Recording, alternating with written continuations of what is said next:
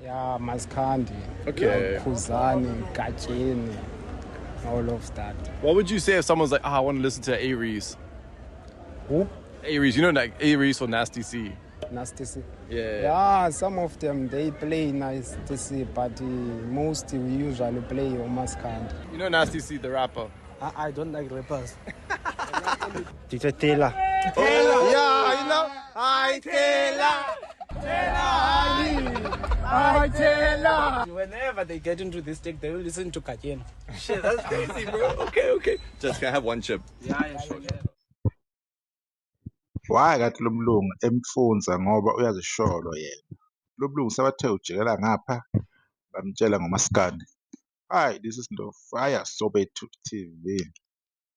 Lapha sikhuluma ngomsebenzi kamaskandi, sibona ipost kaKhuzani lapha ku-Facebook. Lapho kune-interview encanyana nje benziwa omunye umlungu randomly ayenza kubantu. I believe mhlawumbe beyenzela maybe ku-Eastern Cape or eCape Town. I'm not sure ukuthi yenze kuphi. Right. Le interview ngicabanga something khona into efikile kumina. Njengoba sikulesi simo lesi esikusona njengamanje, njengoba sikule nkinga ekhona, le pandemic eyenzakala kumaskandi, sinenkinga ekanje ngoba kukhuzana kunabantu okuthe uma abantu beqala benza kahle online, beqala bephusha, bengena kule game, batrenda, benza ama-charts, benza ingoma ey'nconywana, base besitshela ukuthi-ke ya sebezohlala ko-TikTok, sebezobhala ko-Facebook each and every day, besitshela, bechazela abantu ukuthi yena uKhuzani ubheda kanjani, ayikho kanjani lento. Sometimes amaqhawe abanokukhuluma laphana athi kwakune-beef eyiwasebenzela, umuntu ayisamsebenzeli, ayiyekwe manje lento ngoba nakhu kwakuyinto yakudala ukuze kudume abanye abantu. Uy'buze ukuthi after 5 years umuntu ayibone i-beef ukuthi ena 6 years wayengayiyeki ngani, 7 years umuntu wayengayiyeki ngani leyo beef leyo. Why? Ingoba wayengakafiki kuleli zinga leli ayefuna ukufika kulona. Futhi akamuzi kahle uKhuzani ukuthi amdumise. As much as soon as umuntu eduma akasayifuni leyo beef leyo. Right? Asikho-ke lapho. Sila kumaskandi. Kumaskandi sinenkinga entsha efuna ukusivumisa umlando, efuna ukusishintshisa umlando, efuna ukusitshela ngenkani ukuthi uKhuzani ubheda kanjani. Kune-group or iqembu, iqeqebane elihlala ukuthi likhulume lisitshele ngoKhuzani ukuthi ubheda kanjani. Alikhathali. Each and every day liyakhuluma. Lokhu laba nesilonda indlela uKhuzani afika ngayo. Lokhu laba nesilonda indlela uKhuzani awuqala ngayo umaskandi. Wacula namaqhawe amabili okumtshengiseni nomgqumeni. Laba nesilonda ukuthola ukuthandeka, i-support ayithola uKhuzani esafika. Baningi. Leyo nto leyo ayidlulile namanje kubona. Kuthe makufika u-online, especially 2023 ukhuphuka ngamandla. Kwabe bayitholile-ke into abazoveza ngayo-ke. Okwakukade beyifuna. Kade bengenandaba ney'ndaba zama-gold disc, platinum, bengenandaba nama-chats. But as soon as into isibasebenzela abantu, kwabe thina sekumele sonke-ke sivume ukuthi hhayi seku-right-ke manje ngoba sekushonile. Asikwazi bafethu ukuthi ngey'ngoma eziwu-4 ezenza kangcono sekumele kushintshe umhlaba wonke. No, angeke yenzeke leyo nto leyo. Abantu bahlala ko-live, bahlala ko-Facebook each and every day, bethatha amaphosti kaKhuzani, behlephula iy'nkulumo zakhe, bekhuluma izinto lapho kuliwa khona, utholukuthi kuyaliwa or kuyabhokwana or umtalabho, bewuthathe bewukhathe, bewuphostele ngendlela abafuna uzwakale ngayo.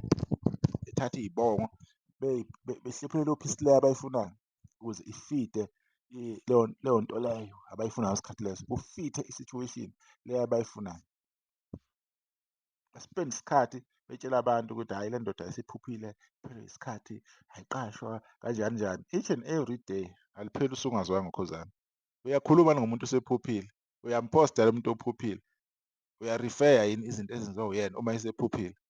Laba abadumile okuyibona bona abahamba phambili baphi? Kunomuntu oshaye ingoma yakho 10 million laphana ku-YouTube, 10 million, animdumisi ngoba ninandaba nalokho. Cabanga i-achievement enkulu kangaka, 10 million, enye ina-7 million kwi-album eyi-1, omunye ku-Spotify una-7 million. i-album ephume ngoDisemba. Anikhulumi ngayo ngoba yini? Kuyaziwa phela vele ukuthi kulindwe bani iDlamlenze, kulindwe uKhuzani ukuthi kukhulunywe ngayo. Lo muntu okuthiwa uphuphile, lo muntu lo okuthiwa akasenapulani. Manje mangibona le video mina ngibona le nto enjengaleyo ukuthi cha Khuzani, impi ayinkulu.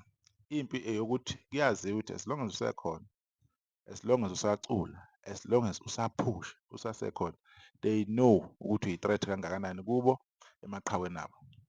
Umuntu akayikhulumisa nje akhulume ko-TV athi i-beef ethize ayisasebenzi, yayisebenza kudala. Ey'bongweni phela umuntu akangakuthuki, akangathuki ugogo wakho, akangakuthuki ngefemeli yakho, akangakuthuki ngalutho, akakakuyeke nje complete, akakakuyeke. Sibone phela, akakaphumi umuntu uqikelele atshele abalandeli bakhe ukuthi balandeli bami, mina noKhuzani sesingabafowethu, impi yokungcweka sesiyiyekile, impi yokubizana ngamagama okungcofayo sesiyiyekile, sesiphumile, sengifuna enye i-challenge entsha.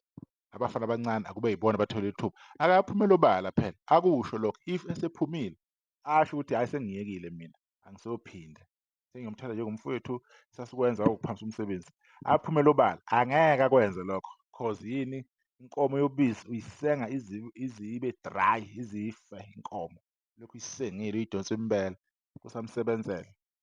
And ayikho into abangayikhuluma without ukukhuluma ngoKhuzani ukuthi uKhuzani this, uKhuzani that. Uma ubona amavidiyo anjengalawa uyazi ukuthi makungathiwa ehlambeni la bantu bengaphosta le content yabo bengathuka lapha ko-TikTok, bebengafakwa nje inhlamba.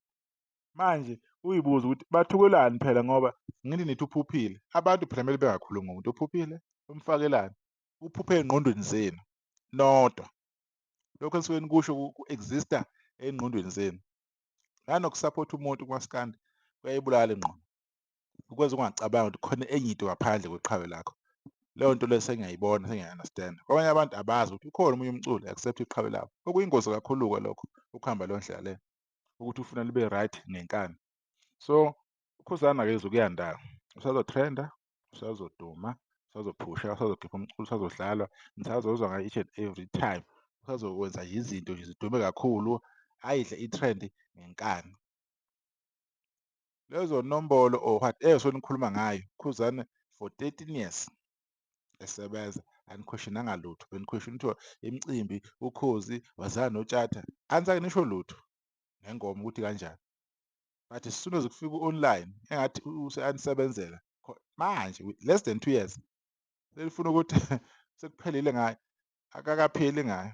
Uyoduma until uKhuzani aze ayiyekele ngesikhathi afisa ngaso. So sibonge nje kubona bonke abakwazi ukusaphotha le nsizwa kaMpungose, yenza konke okusemandleni ukuthi iphushe umculo wayo.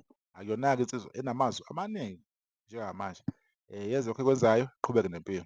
Uphostela amavidiyo wakhe ilawa mahlaya lawa athize, iqhubeke nempilo. Abantu abashiswa amaqanda bagcwele lapha ko-TikTok, bagcwele lapha nako-Facebook. Abahlala beshiswa amaqanda beyizikhukhukazi bayazazi bona ukuthi yini abayifukamela, yini le abafuna yenzeke. Thina silalela umculo, siqhubeke siye phambili nempilo. Ngiyabonga bafowethu, ithuba niselahle.